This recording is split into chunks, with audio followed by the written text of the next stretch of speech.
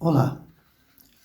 Prosseguindo no estudo do livro O Evangelho segundo o Espiritismo, no capítulo 28, Coletânea de Preces Espíritas, na segunda parte, Preces por aquele mesmo que ora, há um tema para pedir a força de resistir a uma tentação. Allan Kardec apresenta um prefácio em 3 parágrafos, onde ele examina em detalhe esta questão da tentação. E depois uma prece em um parágrafo curto, muito conciso, onde nós então pedimos o que precisamos pedir. Veja no prefácio, no primeiro parágrafo, que Allan Kardec nos apresenta 3 estágios de percepção do bem e do mal e da influência que sobre nós se exerça. Há a questão dos espíritos que se comprazem no mal e não repelem qualquer influência. E há os espíritos que percebem o mal e procuram resistir. E há aqueles que sequer recebem a influência do mau pensamento. Veja só, 2 origens pode ter qualquer pensamento mau. A própria imperfeição de nossa alma, ou uma funesta influência que sobre ela se exerça. Neste último caso, há sempre indício de uma fraqueza que nos sujeita a receber essa influência. Há, por conseguinte, indício de uma alma imperfeita. De sorte que aquele que venha a falir não poderá invocar por escusa a influência de um espírito estranho, visto que este espírito não o teria arrastado ao mal se o considerasse inacessível à sedução. Olha que interessante. Como Allan Kardec é preciso na sua classificação do pensamento mau, como que esse pensamento mau exerce sobre nós. Se nos comprazemos no mal, nós não o rejeitamos em absoluto, colocamos em prática. Mas se nós percebemos o pensamento mau e queremos resistir a ele através de oração, de vigilância, etc., este é o nosso caso.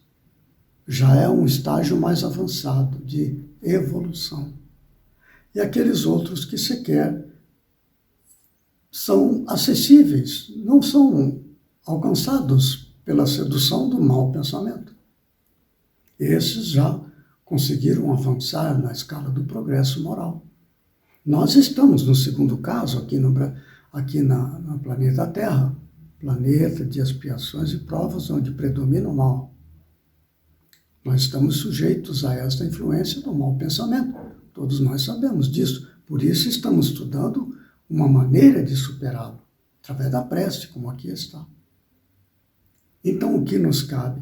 Identificar o mau pensamento e buscar resistir a ele. Porque nós, ao perceber, olha o que diz ali, neste último caso, que é uma funesta influência que sobre a alma se exerça, influência externa. Neste último caso, há sempre indício de uma fraqueza que nos sujeita a receber essa influência. Nós estamos sujeitos, porque nós temos essa fraqueza evolutiva ainda. Não superamos esses arrastamentos. Precisamos de ajuda, não é? Então, nós não podemos, ao saber disso, alegar que não somos responsáveis porque a influência é externa. Não, porque nós sabemos que aquilo é mal e não pode ser seguido. No segundo parágrafo, ele nos faz como identificar o mau pensamento. Olha só. Quando surge em nós um mau pensamento, podemos, pois, imaginar um espírito maléfico a nos atrair para o mal, mas a cuja atração podemos ceder ou resistir, como se tratara das solicitações de uma pessoa viva. Devemos, ao mesmo tempo, imaginar que, por seu lado, o nosso anjo guardião ou espírito protetor combate em nós a má influência e espera com ansiedade a decisão que tomemos. A nossa hesitação em praticar o mal é a voz do espírito bom a se fazer ouvir pela nossa consciência. Essa questão de imaginar, quando nos ocorre um mau pensamento, imaginar que um espírito maléfico pode nos atrair para o mal, que está nos atraindo para o mal, e nós podemos ceder ou resistir, como se fosse uma pessoa viva a nos falar, a nos induzir, tentar colocar em nós um pensamento, uma pessoa viva, mesma coisa. Podemos imaginar isto. É uma maneira de nos abstrair da questão e, isento, utilizando a razão, fazer a nossa escolha de ceder ou resistir. E a segunda situação, devemos ao mesmo tempo imaginar que ele, por seu lado, o nosso anjo guardião ou o espírito protetor, combate em nós a má influência e espera com ansiedade a decisão que tomemos. Isso é razão pura. Imaginar o espírito mau querendo nos induzir ao mal.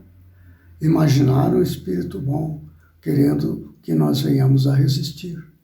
É a gente se abstraindo da emoção que o pensamento pode nos induzir, nos abstrair e utilizar a razão. A nossa excitação em praticar o mal é a voz do espírito bom a se fazer ouvir pela nossa consciência. A responsabilidade está toda em nós.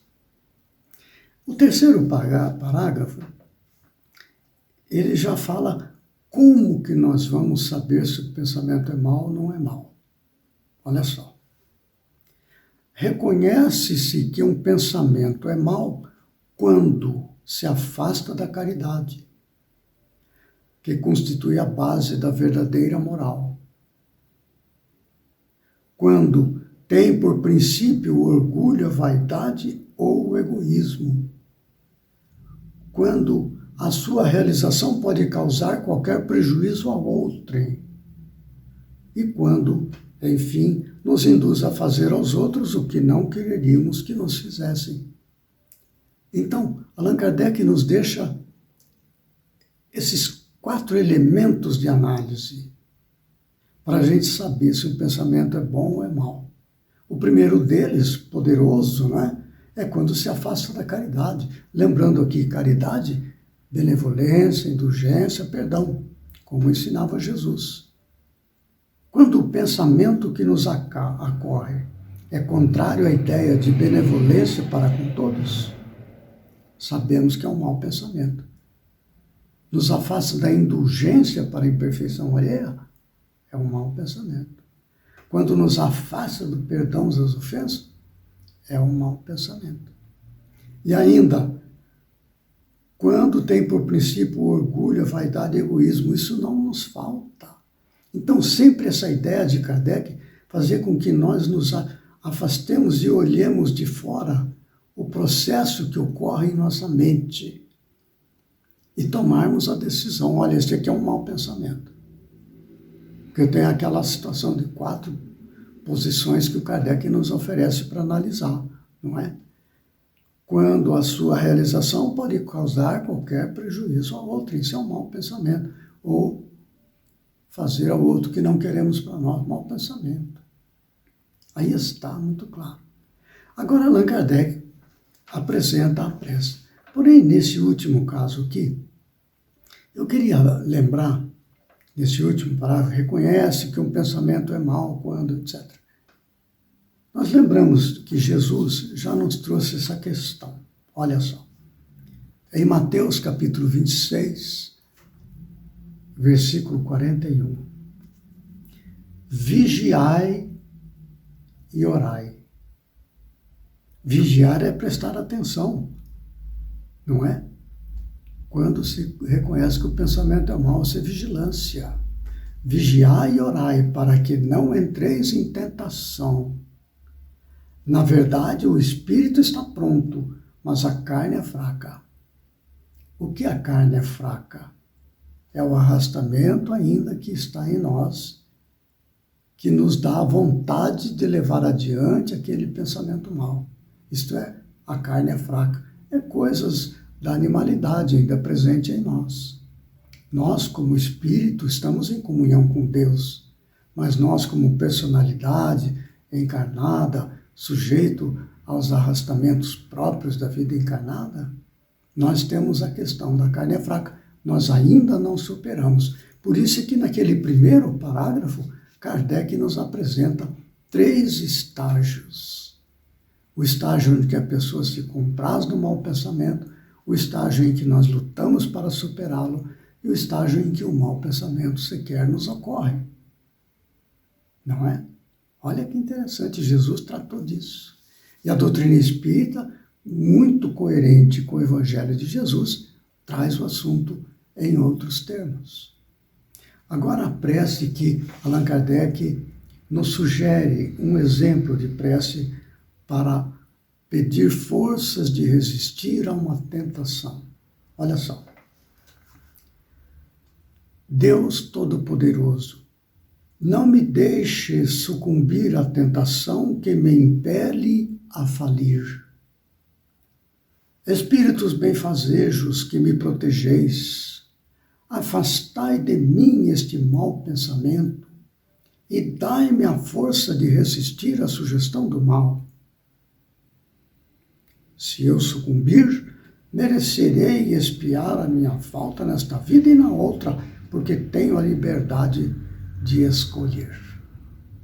Olha que prece concisa, objetiva. Eu vou repeti-la, porque força para resistir a uma tentação. Todos nós estamos sujeitos a isso, o dia inteiro, todo dia. Vou repetir a prece, ela é curtinha. Deus Todo-Poderoso, não me deixe sucumbir à tentação que me impele a falir. Espíritos benfazejos que me protegeis, afastai de mim este mau pensamento e dai-me a força de resistir à sugestão do mal. Se eu sucumbir, merecerei expiar a minha falta nesta vida e na outra, porque tenho a liberdade de escolher. Esta última frase é extraordinária, olha só, é uma consolidação do senso de responsabilidade. Se eu sucumbir, merecerei expiar a minha falta. Isso é uma noção clara de responsabilidade. E o que tem isto a ver com o nosso progresso moral? Tem tudo a ver. Por quê? O desenvolvimento da responsabilidade pelos próprios atos, dando-nos autonomia perante a vida, seguindo as leis de Deus, que verte em nós através do nosso espírito, é um sinal de predominância do espírito sobre o ego, predominância do espírito sobre a personalidade, ou seja, a carne que é fraca. Aí está, que estudo maravilhoso Kardec nos traz e que orientação precisa e determinada. No próximo vídeo, prosseguindo ainda no capítulo 28, Coletânea de Preces Espíritas, na segunda parte, Preces por aquele mesmo que ora, há o tema Ação de Graças pela vitória alcançada sobre uma tentação. Até lá, que Jesus nos fortaleça e ampare.